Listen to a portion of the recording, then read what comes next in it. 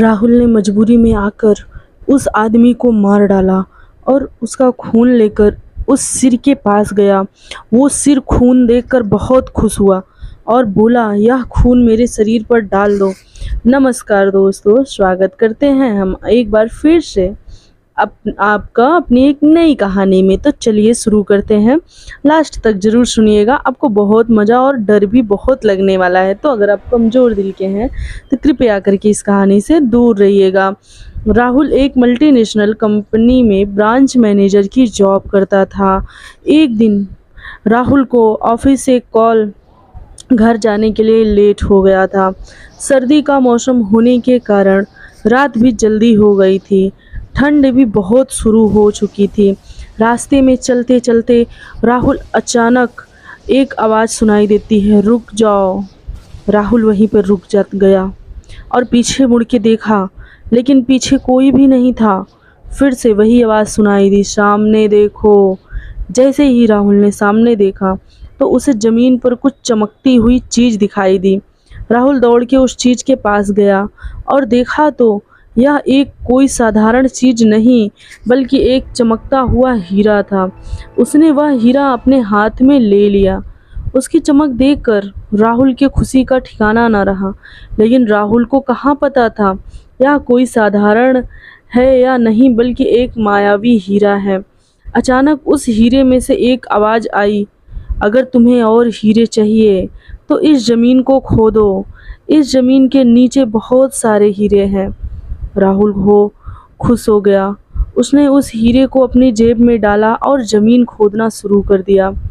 करीबन 2 फीट काम करने के बाद अचानक राहुल डर के मारे चिल्लाने लगा।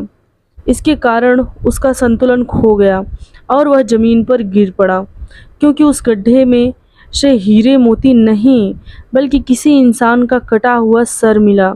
अचानक वह सर हवा में उड़ने लगा और बोला, डरो मत, मैं तुम्हें कोई हानि नहीं पहुंचाऊंगा।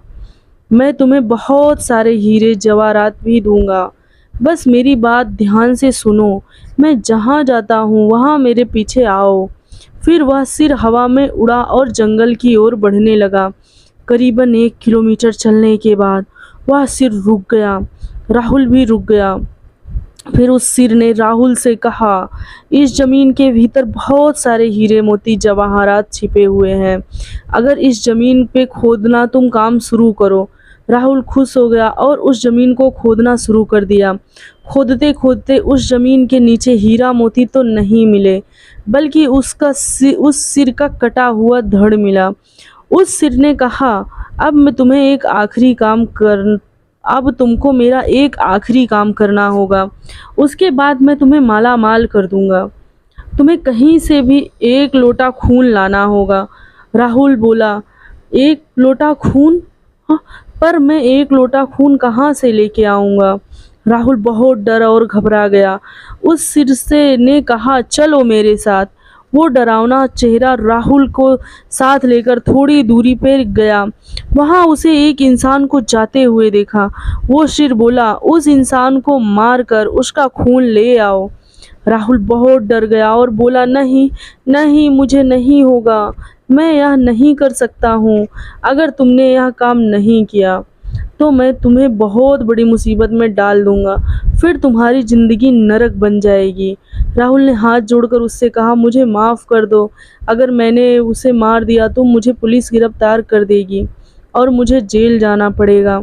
उस सिर ने अपने तंत्र मंत्र की शक्ति से एक छुरी और लोटा प्रकट किया और गुस्से से बोला, अगर तुम मेरा यह काम नहीं करोगे तो मैं तुम्हारे पूरे परिवार को मौत के घाट उतार दूंगा। राहुल ने मजबूरी में आकर उस आदमी को मार डाला और उसका खून लेकर उस सिर के पास गया। वह सिर खून देखकर बहुत खुश हुआ और बोला, यह खून मेरे शरीर पे डाल दो। उस सिर के कहने पर राहुल ने खून को उसके शरीर पे डाल दिया। फिर कुछ ही देर में वह कटा हुआ सिर उस शरीर पे जुड़ गया। यह सब देखकर राहुल की हालत खराब हो गई और वह बेहोश हो गया। वो भूत को देखकर काफ़ी डर गया। जैसे ही उसे होश में आया, जैसे ही वह भूत को जिंदा देखा तो ज़ोर-ज़ोर से हंसने लगा और डरावनी आवाज़ में बोला, तुमने बहुत बड़ी गलती कर दी कि तुमने मुझे फिर से जिंदा कर दिया।